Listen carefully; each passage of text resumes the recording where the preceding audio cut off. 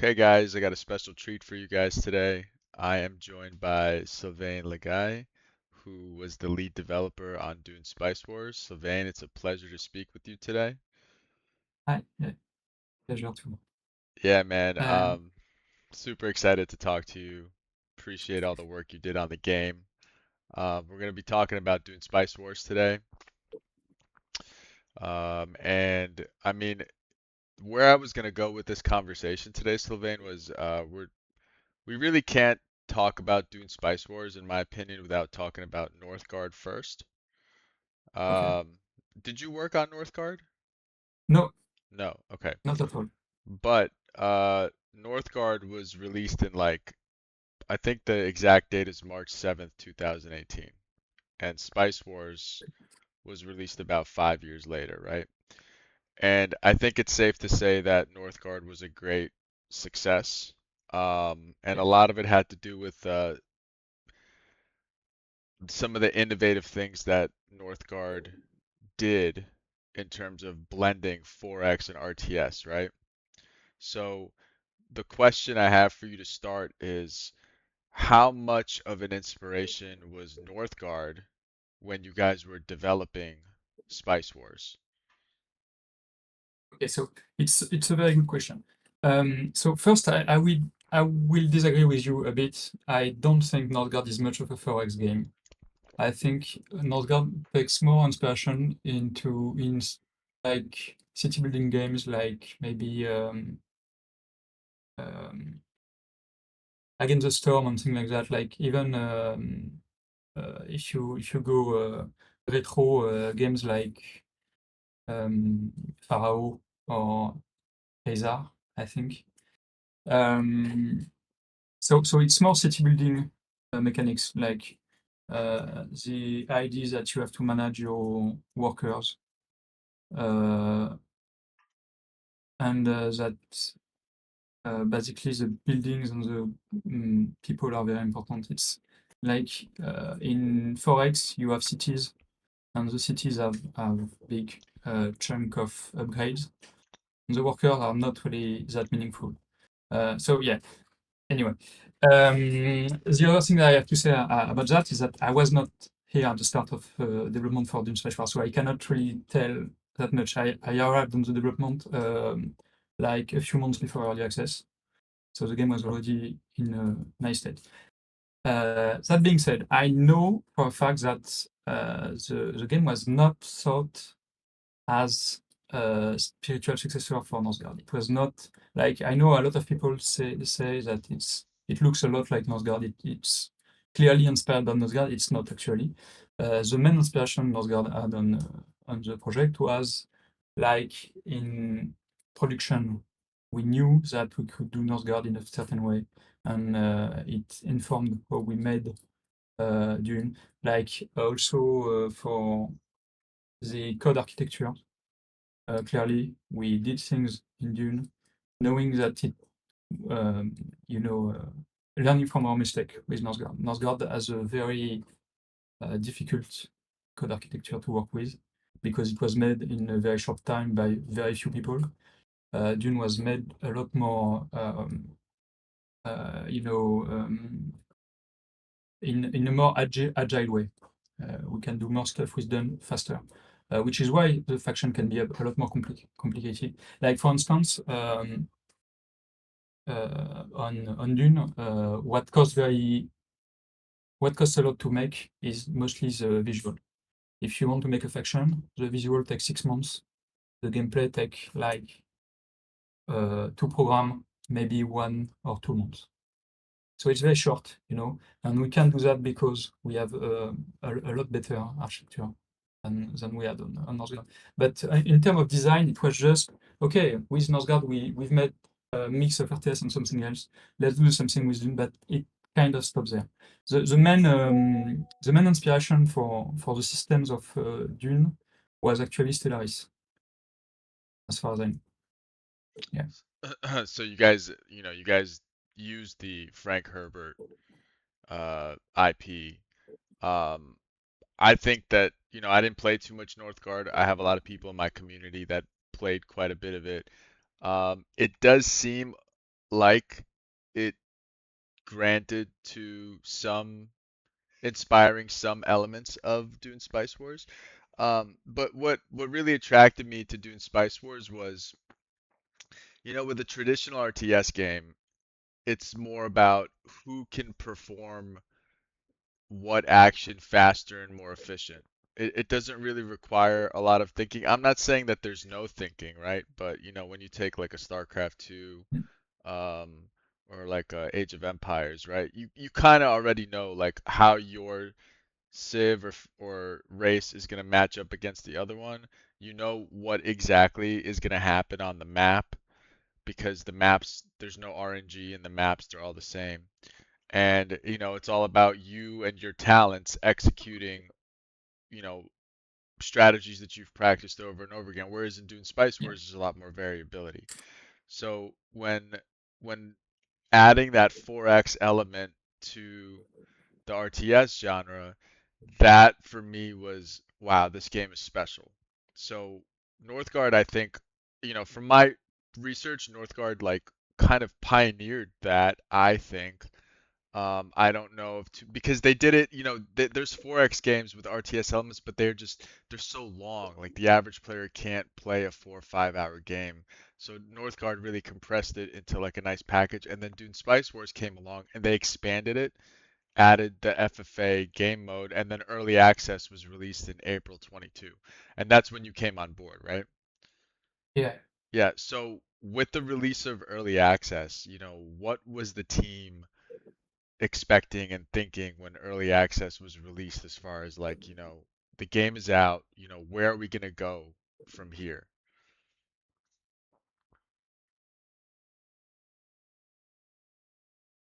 So when early access released, there was no multiplayer yet. So that was the first thing that, like, we knew we want multiplayer. We know people wanted it. We know we wanted it. Like, even for testing purpose, like for ourselves, we wanted to play together. So that was the first thing that we released, and we released it very early. And then we had Yeah, you guys released uh, multiplayer about 2 months after. I have yeah. I have some notes here that I'm looking at. About 2 months after came multiplayer, and I have a host of questions about the multiplayer release. But just tell me a little bit about. Go ahead and finish your thought before. And then basically we had on the roadmap Torino. We knew that we need to have another faction. Four was not enough. We had Heroes of Dune, and we had uh, maybe some kind of campaign. That was the roadmap at the initial release of early access. Very very early, people complain about lack of diversity in units. And so it was kind of a chase against this complaint. It's what we added flying units like 6 months later. And yeah, that's basically there was a feel that the combat was not good, and it was difficult inside the team to like there was a lot of argument about why people felt that way. And so we tried different things. Hopefully, the latest thing we did is combat update at the same time as Vernus, and hopefully it was the right move in the end. Yeah, well, we're going to talk about the combat because there were several reworks to the Yeah. combat system. But early access April 22, multiplayer released in June 22. When you guys were setting out to create the game, how much of the focus was going to be on a campaign versus how much of the focus was going to be multiplayer? Was because Northgard, again, back to Northgard. I don't know why I keep going back to it. I just feel like I know you said it's not like the uh Dune is not the successor for Northgard, Yeah. but I'm just thinking about it from like a developer perspective. We have this game, it's getting these updates, and there's a big multiplayer base, right? So for Dune Spice Wars, was there an idea to kind of to try to recreate some of the success that Northgard had with the multiplayer?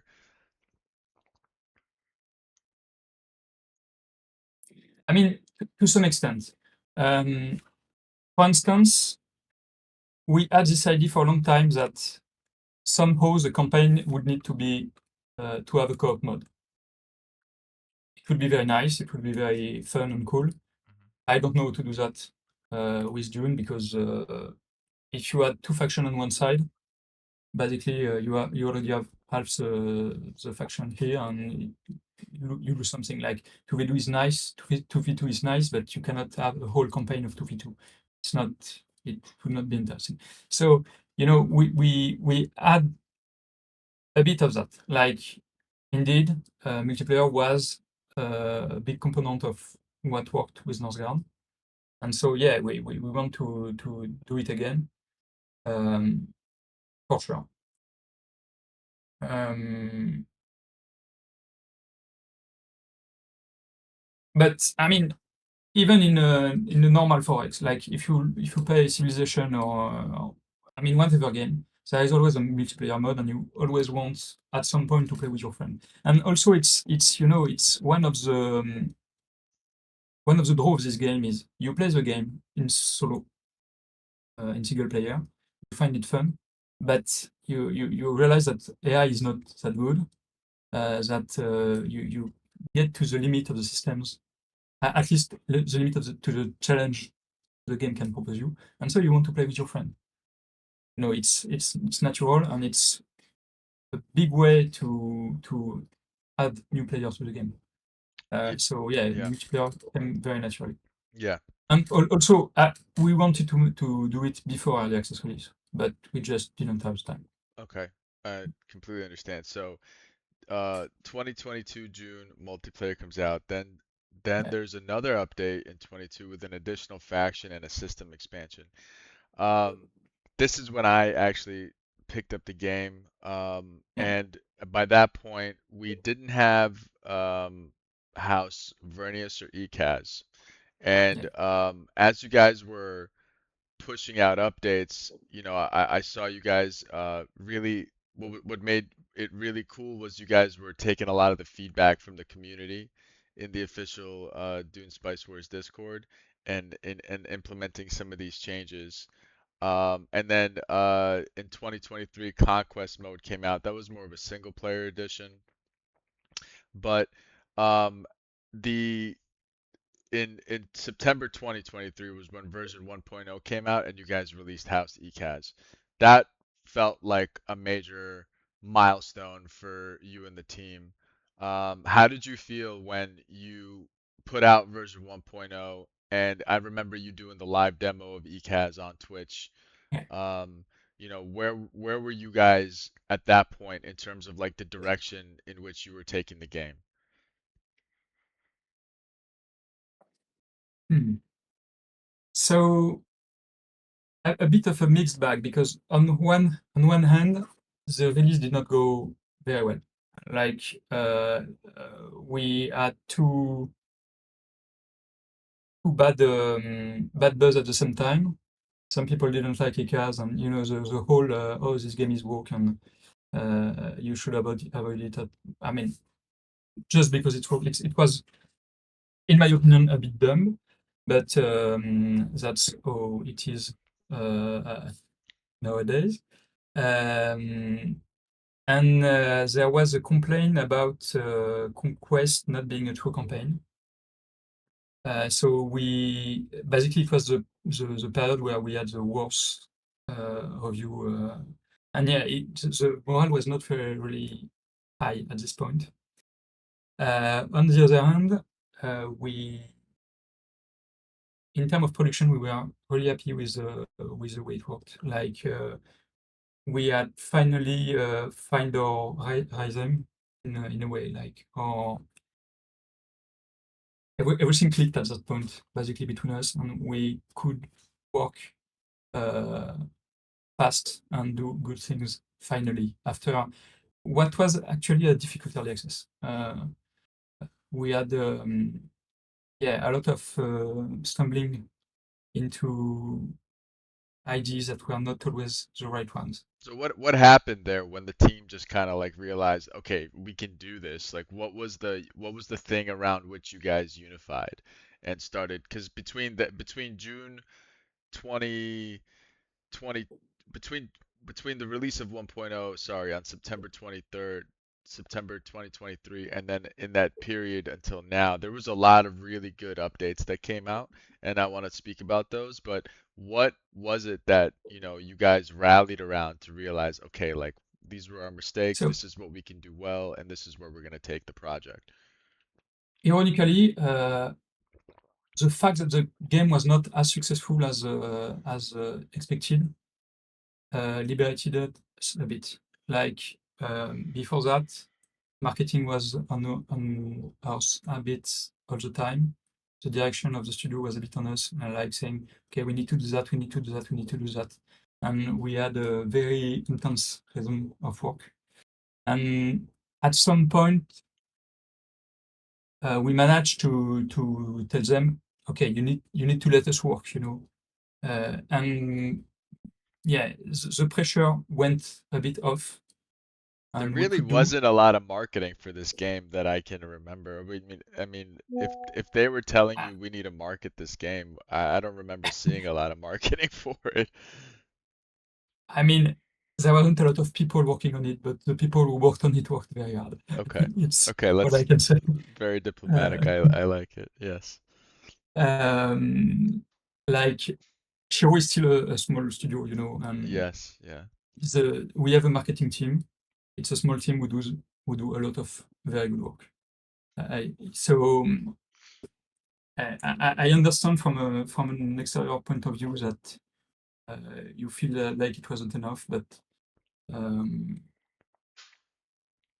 we're still a very small studio in the end, and it was more than a lot of small studio can say, I Sure. think. Sure. I don't have the insights to what's going on behind the Yeah. scenes, but um I mean, s- I agree with you. I would have like more marketing and that the game will sell more and yeah, that I everyone think would have talked I about it, think but there was a great I think this game fills um a nice little niche space in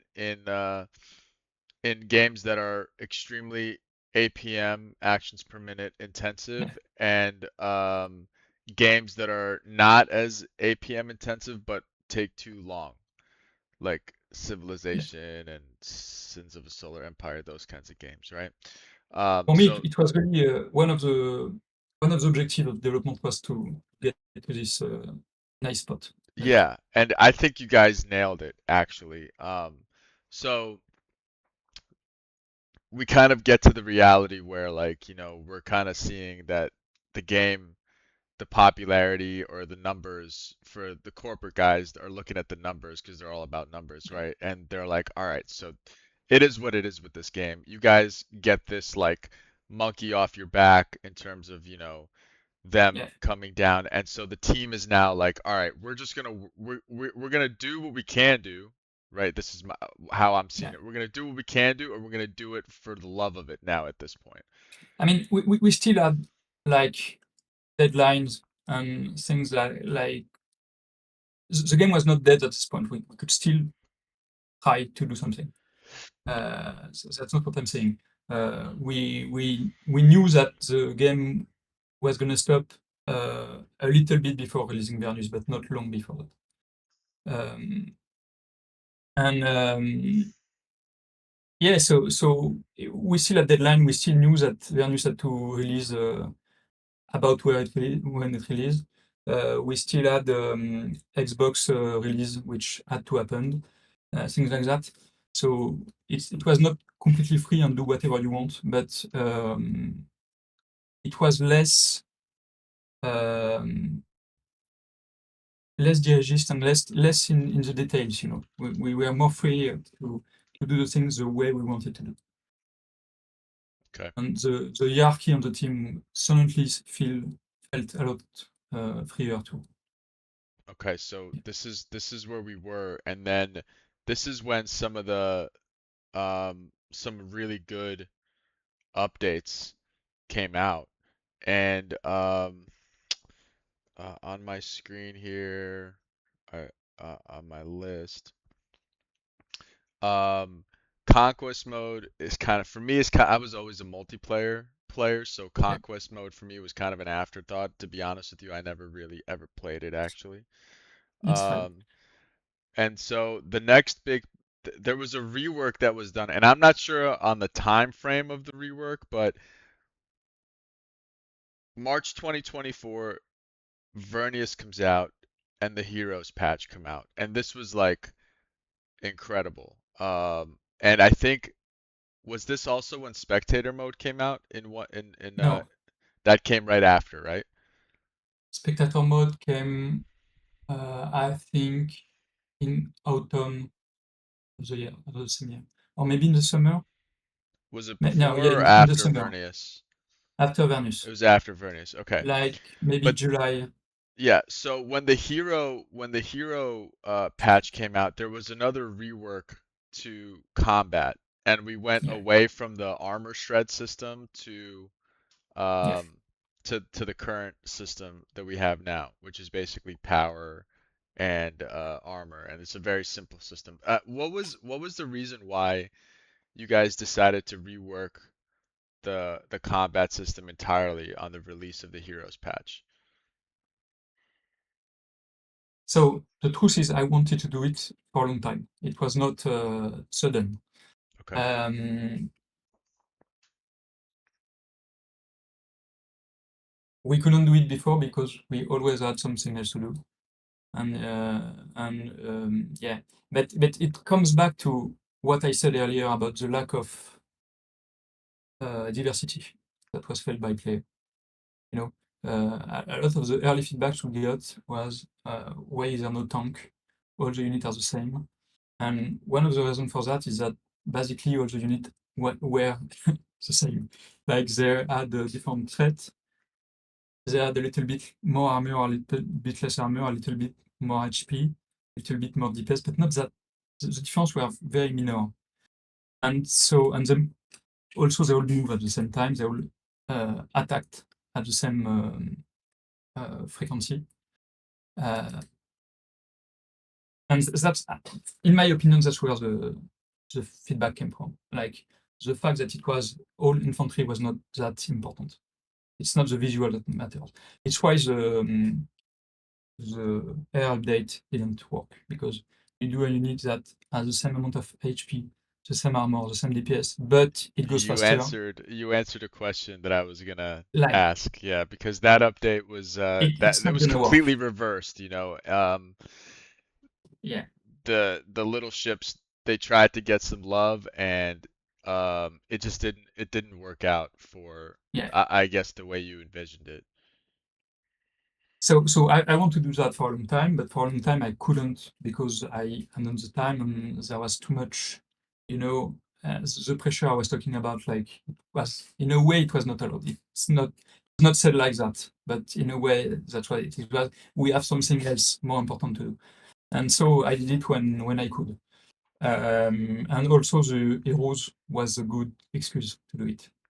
Like yeah, we're gonna have the heroes, but we're gonna do it at the same time that we rework the combat, because adding the heroes with the whole system would have done nothing at all, like for the good of the game, I Right. think. So you're saying to add diversity to the combat system, and also because it was gonna synergize better with the hero Yeah, release. yeah, Right. The hero release was pretty peak, man. A lot of people really love that. And shortly after that patch was released, we had spectator mode. So, right around that time is when there was like a organic little tournament scene cropping yeah, up. Um, and then it's still alive today too. yeah. We're still trying to, we still love the game and we still enjoy it. But, when that little tournament scene happened, spectator mode was released.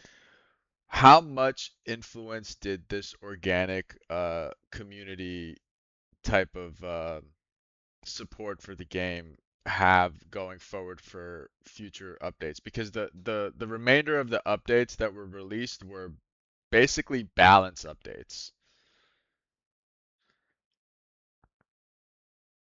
We had a stat menu too, and there was two more conquests with Fremen and Smugglers. after the spectator mode. But actually, I want to say to some extent we did it for you. Like at this point, we kind of knew already that it was not going to work. We had just a tiny bit of hope that maybe magically it was gonna take up steam and work on its own. Yeah, But yeah, we are trying to think, okay, most of the team is gonna move to another project because uh, we cannot justify keeping all the team on it. What can we do with minimal resource that has maximum impact? And that's when we add spectator mode.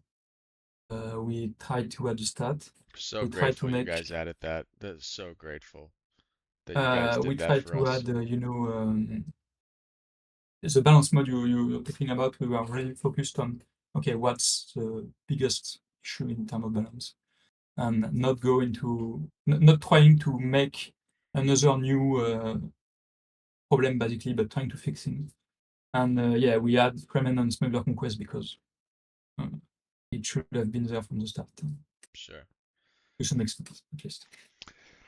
So then the heartbreak announcement came, Yeah. which was the game is feature complete and it will no longer be receiving. It's no longer like a live service game. Shiro did say that they were going to keep the servers up, which we're grateful for. And then that basically leads us to the final state of the game, which it is in today. So I know how I feel about it. I'm not gonna. I don't want to say how I feel about it until I hear how you feel about the manner in which the game was left, the state of the game that was left. How it's balanced. Um, and the features that were incorporated and implemented into the game. So your final perspective on that, and then I'm gonna give mine, and then I have a bunch of questions from our community that people want to ask too. But I think I'm gonna do a second recording. We're gonna make it part two because this video is coming up on 30 minutes, if that's okay with you. So Yeah. perfect. So here we are. We are feature complete, and then like I know this was became like a little bit of a passion project for you because I mean the game's great. It's so slept on in my opinion.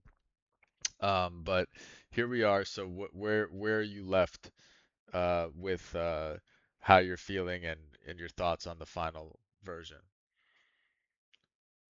I mean, if you want to go into details, I could go on for hours. Like, there are a lot of things that I would like. For instance, if I could do a balance update right now, I know exactly what I would do in it. I have plenty. I have notes somewhere where I know exactly what I would have So you're like saying to. right now you know exactly Yeah, what you would change in tune and things like yeah. that. I mean, I think that might be there's a small mod community, I know, I so know. they decided to take it in their own direction. I'm not gonna comment on the way they decided to go with the game, but I think I would love to hear that, and we'll put that in part two of the video. But like Yeah, for the feature complete, besides like what you would do right but now, like the overall feeling that you had once Shiro made the decision to feature complete the game, and like where were you and the team at that point, mentally and emotionally? I mean,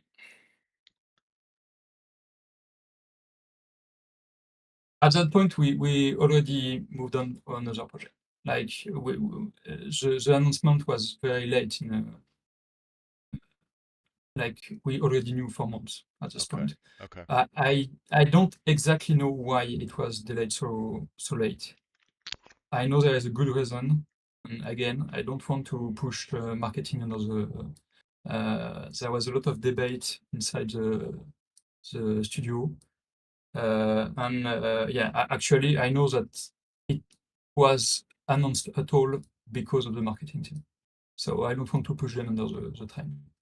Um, yeah, so at this point, it was already a fact for us for yeah, for a long time. Um, But you guys, look, at the end of the I when feature complete came out, the yeah, Cho market was completely overhauled from be like the market is like a realistic simulation of how the market works as much as you can get it in a video game, right? When people buy, price goes up. When nobody buy, like it's good. That was good. The Landsrad situation, okay. I'm gonna save this for part two. This video is about 30 minutes right now. We appreciate Sylvain taking the time to speak to us today, guys. Tune in for part two of the video. So we're gonna get into post project complete Dune Spice Wars and some of the community questions that we have that people are asking. Okay. yeah.